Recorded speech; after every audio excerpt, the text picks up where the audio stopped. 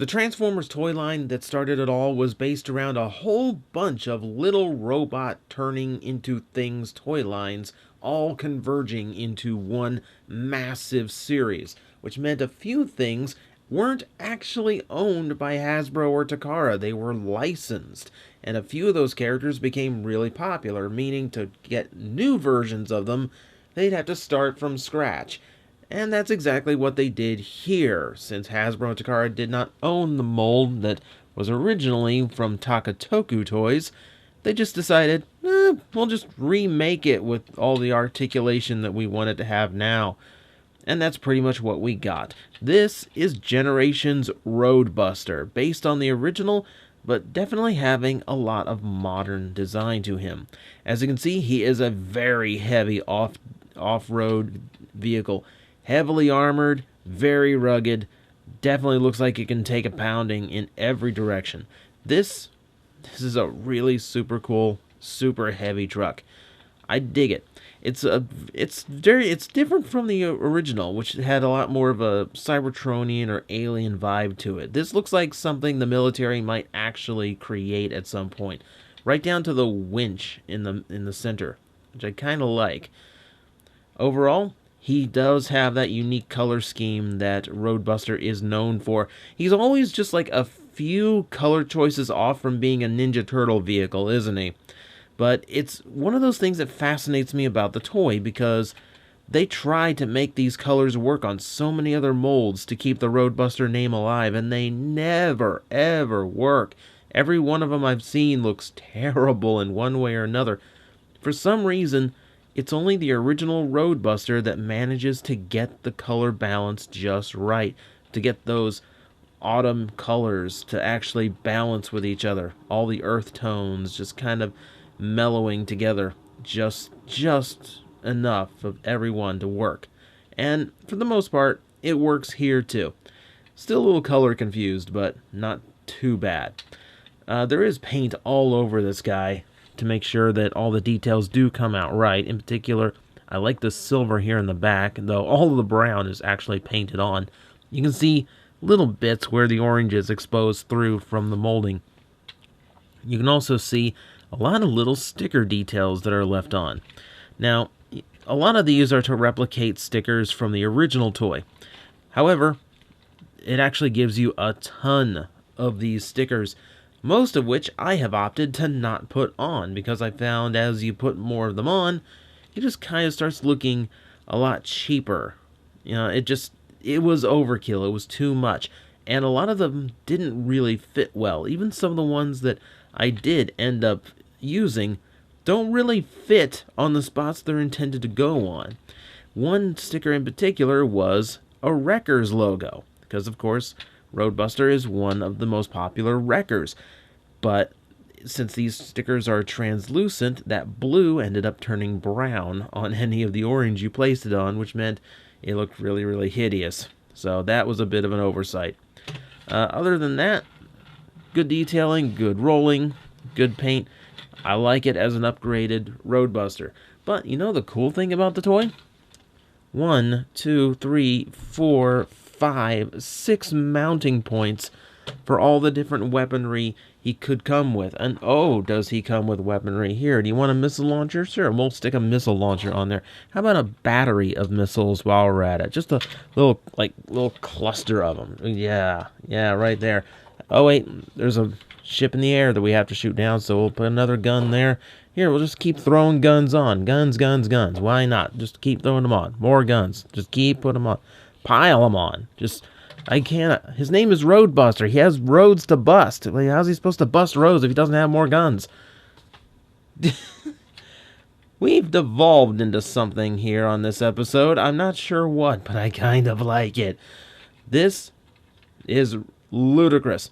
Can you imagine if this was one of those reviews where I completely forget to show you the vehicle weapon integration? This is the whole point of the toy. So yeah, he is made to basically customize however you want his vehicle mode to look with all of these different accessory weapons. And if this isn't enough for you, you will find more mounting points on some of the larger guns, and then you also have this bazooka piece which you can also mount to other sections thanks to the hollowed out section to act as something of a scope.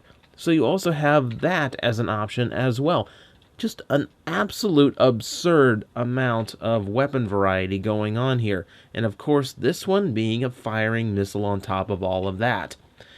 This is insane. This looks like something off of Twisted Metal is what it looks like. Alright, so let's get all of this off of him and we can get him into his robot mode. And we'll see just how close this comes to the original. I like to start by popping these parts from the central point, which lets me extend the arms outward like so. From there, I'm going to fold these in. That'll form the waist section once we're ready for it. With the arms out of the way, that gives me a little bit more room to unclip the legs, fold them out like so. You hear some nice double-clicking ratchet joints as we do that. Or at least some detents that sound a lot like ratchets. So, fold out the feet, fold in those. Now this, make sure the shoulders are... Wow, listen to that. That's loud. Let's get that into its correct position. Fold that all the way down. Clip into place like so. Get all that in place. And then the arms are also pegged in from the vehicle mode, so let's go ahead and unclip them, straighten them out. Just like that, nothing too complicated about it. That gets Roadbuster into his robot mode. We can adjust the camera angle once I get this guy to actually stand on his own 2 feet and get him balanced here a little bit. There we go. I zoom out? No, we'll have to adjust completely. There we go. Big powerhouse of the Wreckers team. This guy definitely comes across as one of the big brutes of the Autobots, very akin to his original mode, though the proportions have changed quite a bit. Much bigger shoulders, a little bit bigger in the lower section, not quite as barrel-chested as the original, but definitely comes with the same powerhouse look, the swole Autobot that he is. Taking a closer look at the head, he's got some good detailing here. He's got that unique, like, horned look to his helmet that Roadbuster is pretty much unique for. He has kind of a very Viacon head to his design in this one, doesn't he? Like he could have been a Tankor in a different life. But green visor, mouth plate, all there. This is a nice modern take on Roadbuster's head design. I quite like it. It's very ferocious for an Autobot, which is pretty unique in and of itself. Once again, the toy itself does share that unusual color scheme. However, he is rocking it here. Whoa! And he's rocking on his ankles, as we can see. Luckily, his ankles do have plenty of room there, so we can bring that back, change his balance point. There. That should be nice and sturdy. So, yeah. I do dig the color scheme here. For some reason, I don't know why. For all the times this has been repainted into other, with other molds, the colors just never work as well as it does when it's based on the original design. So, at the very least, happy about that. Plenty more green shown here, but none of it is in a garish spot. Still the orange is the dominant color, and still blending nicely to the brown. That's pretty much the key to making this color scheme work well. I'm going to go ahead and show you a few more of the stickers that you couldn't see in the vehicle mode, and you'll see, you can see where it starts getting cut off, little corners that don't quite go where they were supposed to. This is a recurring theme and why I ended up taking a lot of those stickers off. I don't know, it was a nice idea. It's a nice novelty, especially because this is the first Roadbuster since G1, and it is distinctly made to resemble the original as much as possible without getting into any kind of legal trouble. So, to include those stickers is a really cool touch, but at the same time, well, I guess just like the weapon loadout, I assume it's meant to give you a sense of customization to the toy. So, at the very least, this toy has no lack of visual variety that you can choose however you want.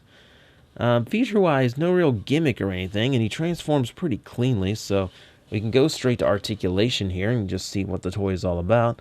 Ball-jointed head, that works really well. Shoulders bug me a little bit. See, when I can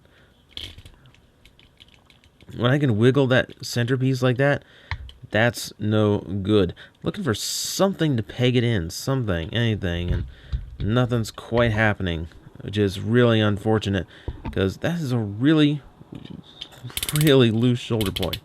Luckily, the shoulders themselves quite tight. You can hear that detenting in there. And I like this faux armpit thing he has, so that even when his arm is out like this, he still has that connection point, so it doesn't look like it's just floating there on the hinge. So he has that as well as this, which gives him universal clickety joints. See, full bicep rotation, double jointed elbows. Nice. And again, we hear a little bit of ratcheting in there. So nice. So, waist joint? Unfortunately not. We have universal. That's a proper ratchet. Nice and loud. We have a thigh swivel that's very tight and kind of restricted by that thigh armor, but nothing too terrible. We have a knee that again is double jointed. His tire is going to get in the way, but luckily that just folds out, so you get tons of range if you do that. And then the ankle, which we saw before, has full back and forth, full rocking, it can tilt, plenty of motion. He is exceptionally articulated for his size, especially considering he's supposed to be the tough brute of the team. And, you know, here he is pretty much having better articulation than some of his more agile Autobots, I guess it were. So it's actually a very impressive toy in that sense. And of course, once again, we can just kind of load him up. He's got mounting points here at both of the shoulders. He's got him here at the sides of his shoulders. Of course, he also has his hands, as well as the ports here in the front of his legs. So once again, we got, see, 1, 2, 3, 4, 5, 6, 7, 8 mounting points. And that's just the stuff I can remember offhand. So can we... No, I thought for a second we could fit that in there. Oops, my bad. But we also have fun things we can do aside from that. For instance, we can start combining things. Certain guns do fit on other guns like so. I can go ahead and start combining, and we can start just goofing around. We can have fun with this a little bit. Just figure out what all we can do with these particular types of toys. There. Now that's a gun. That is a gun. Here you go, Roadbuster. That's going to take out some Decepticons real good. That's going to take out some Decepticons real good. Again, play value. Having all those ports and all the different ways those weapons can combine and display on the robot mode. He can do a lot, which is what I love about the occasional Transformer that's meant to have just a huge accessory loadout. All the visual ways they can play, and all the places you can put them to create something of your own personal one robot army. And in the case of Roadbuster, oh, it works. Oh, it works so good. That, my friends, is Hasbro's take on a modern Roadbuster without actually owning the original Roadbuster. He does have a few little quirks to him, but nothing that really breaks him in any way. He's got a lot of play value, a lot of visual variety, and for the size, yeah, he does quite a bit of articulating. I think all around, a really, really good upgrade to a character that technically Hasbro shouldn't have been able to do, and then they just decided, well, who cares, we're just going to do it anyway. And I kind of applaud them for that, because this guy turned out really, really good.